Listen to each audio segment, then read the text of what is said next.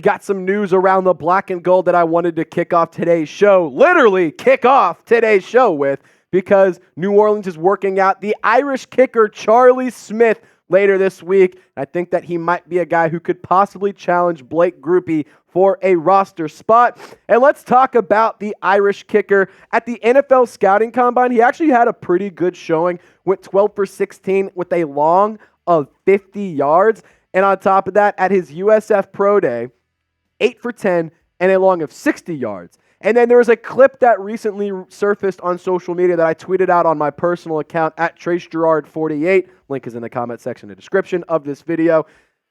He nailed a 63-yard field goal outside. Like that happened like today. So, maybe the guy's got a boot. Maybe this is somebody that'd be worth bringing in. And I will say this on the 63-yard kick. He literally sent it on this insane curve. Like, it was like 8 to 10 yards out this way and came and curved in and freaking nailed it. But let's talk about what the Irish News, a website that I was doing some research on Charlie Smyth, had to say. The young down shot stopper Charlie Smyth converted 8 of his 10 efforts, including 1 from 60 yards and at 22. Smyth has the highest ceiling out of the 5 kickers that are taking part in the combine. Now, I do think that this is good competition for Blake Grupe because I think he showed a lot of good flashes, but I also think at times he struggled. And I go back a lot to the Packers game where he missed a field goal. Ultimately would have won them the game had he nailed it. Didn't really happen. Of course, we all know how the game panned out the rest of the way. But then on top of that, there was just miss issues and there was like a lack of super great consistency. But again, he's a rookie. So, I don't want to sit here and say he is terrible. I mean, inside 30 from 20 to 29, 10 to 12 isn't that good. I'm actually pretty upset about that number. But from 30 to 39, he was 6 for 6. From 40 to 49, 8 of 10. 9 to 10 would have made me feel a little bit better, but that's just me getting picky. And from 50 plus, he was actually 6 of 9. Of course, that's very nice. But on top of that, I think that it could develop a little bit more if he can get more accurate, because a lot of the times it wasn't that the ball didn't have the distance, it was the accuracy that was the problem. But what I will say is, credit where it's due, let's give him his flowers. The rookie was 40 for 40 on extra points. Didn't miss a single one. Didn't have any issues after scoring touchdowns. And on top of that, when the Saints played against the Patriots early in the season, Blake Grupe was the special teams player of the week. He had a total of 10 points. He went 4 for 4 on extra points, and he went 2 for 2 on field goals. Both of those were 50-plus yards, and one of them was 56. That is really impressive for a rookie. I do think that that is good production, especially at an outdoor stadium like Gillette. I think that Blake Grupe does show some promise, but I am always for bringing in some competition. So enough about Grupe. Let's talk about Charlie Smyth.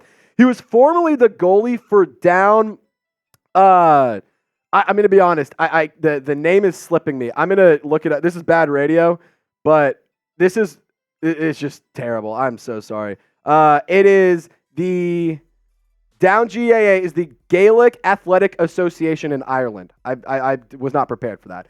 But he was formerly a goalie in the Gaelic Athletic Association, and he was the Ulster U20 champion team back in 2020. And with the International Player Pathway Program, it doesn't allow an extra player on the practice squad. So maybe he's not a guy who immediately takes over Blake Grupe's spot. Maybe he's a player that sticks around on the practice squad and could challenge Blake Grupe and maybe take over at a certain point. But the guy doesn't have any, NFL or like American football experience, but Irish football is similar enough in terms of what he can do, and he is a goalie, so a lot of his kicks are, lining up and kicking it like it would be a field goal or an extra point or a kickoff. So I think that there is something to say about that. But I want you to pick a kicker for me. Do a little bit more research as well on Charlie Smyth. Admittedly, there's not a ton out there on him because it's kind of the first we're hearing about him. But I want you to let me know. Would you rather take a waiver and try and take a chance on a guy like Charlie Smyth, or do you want to run it back with Blake Grupe? Just let me know down in the comment section by typing CS or BG. And while you're down there, I need your help because we're kicking their ass in the sub battle. But the Falcons Today channel has been red freaking hot. thanks to Matthew Peterson. Now they're closing in on the gap to possibly catch up to and pass our Saints Now channel. Absolutely the F not. F the Falcons and help me out. If you want to just absolutely dismantle Raheem Morris and Kirk Cousins, the Atlanta Falcons, I need you to subscribe today. Because if we beat them in the walls at Chat Sports, I bet we'll beat them on the field this fall. But let's kick off or round out today's video more so with this CBS mock draft that I saw. Eric Galko, he had the New Orleans Saints selecting Amarius Mims at Georgia, or out of Georgia, at number 14 overall. And here's exactly what CBS Sports had to say in their article. Even as the fifth tackle taken, it's growing unlikely that Mims won't get into the 20s as he has incredible upside and tools to develop. The Saints can test him out along with Trevor Penning to see which is their left tackle and left guard for the future. Now, here's my gripe with this. It's not going to be who's going to be left tackle and left guard. Amarius Mims only played right tackle. He did not log a single snap with the Georgia Bulldogs at any position other than right tackle. And I do think that right tackle is an important need because of the Ryan Ramczyk injury news. And we put a whole video out about that yesterday. If you missed out on that, check it out after you finish with this video. But I just don't necessarily think that it's Trevor Penning or Amarius Mims. One's your left guard, one's your left tackle. I don't think it's that simple. And I'm going to get more thoughts on Mims here in just a second. But I want to give a shout out to Game Time, because Game Time is my favorite ticketing app, and you shouldn't have to worry about when you buy tickets to your next big event. Game Time is the fast and easy way to buy tickets for all your sports, music, comedy, and theater events near you. And with last-minute deals and all-in prices, views from your seat, and on top of that, their best price guarantee, Game Time takes the guesswork out of buying tickets. So download the Game Time app, create an account, and use code CHATSPORTS. You see it at the bottom of your screen right there for $20 off your first purchase. I've already gotten to see the Red Clay Strays once, and on top of that, I'm trying to get up to Fayetteville this weekend for the LSU Tigers taking on my Arkansas Razorbacks at Baum-Walker Stadium in a college baseball juggernaut matchup. My number one Hogs are taking down the Tigers. I'm telling you right now. I'm using that code CHATSPORTS. You see it on your screen.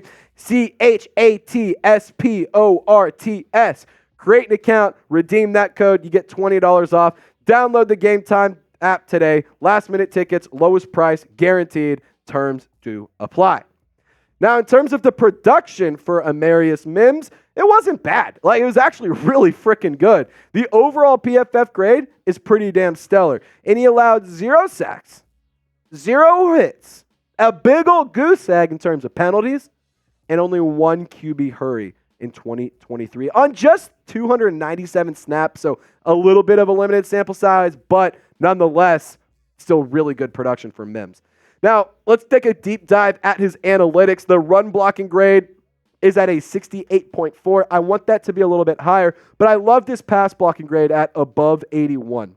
Now, his zone and his gap grade, kind of lacking on the zone grade. The gap grade is a little bit more impressive, but that's just some more analytics around the Georgia right tackle. And here's my thing about this. This pick feels forced to me. And at number 14 overall, I'm okay with not going Amarius Mims. If all of the top offensive tackles are gone, if Olu Fashanu, Talisi Fuaga, Troy Fontenot, Joe Alt, J.C. Latham, all of them, if they're all gone by the Saints pick at 14, I'll give you my thoughts here in a second, but I just don't think you need to force a selection at offensive tackle for the 14th overall pick. But let me know. Shout them out in the comments section. Who would you want to draft in round 1? Get loud and get active in the comments, and I can't wait to see what you got to say. But here's how the CBS mock draft kind of shook out in terms of players that the Saints might be interested in and players that the Saints definitely should be interested in. So in terms of players already selected, Joe Alt, Olu Fashanu, Talisi Fuaga, and J.C. Latham, all off the board. Now, Troy Fontenot, he can play a little bit on the tackle, play a lot of interior guard. He's a just offensive lineman. I like his versatility, and I think he'd be a good fit. Brock Bowers was available as well for the pick that CBS Sports made. Byron Murphy and Jared Verse were both also there, but they had the New Orleans Saints passing and going with Amarius Mims. And so I'm going to just go back to this thought here. The offensive line, there's no question about it, is the number one need for the New Orleans Saints right now. Because it's not just left tackle anymore, it's right tackle too. And on top of that, the interior, the guard positions on both sides could definitely be better. And I'm not saying you have to replace them, but they need to improve. So don't force the offensive line pick at 14 just because you really want an offensive lineman. Like, get a guy who's going to be a good fit. Get a guy who's going to contribute and stick around with your team and be a solid part of the offense. If your top guys are gone, though, go best player available. Go grab a Brock Bowers. Go grab a Brian Thomas Jr. and address it in a later pick in the second round or one of your fifth round selections, or package those up and move up into the third or fourth round and go get a guy. Or shit, just go sign somebody in free agency. Or hell, just frickin' play better to the guys in the locker room.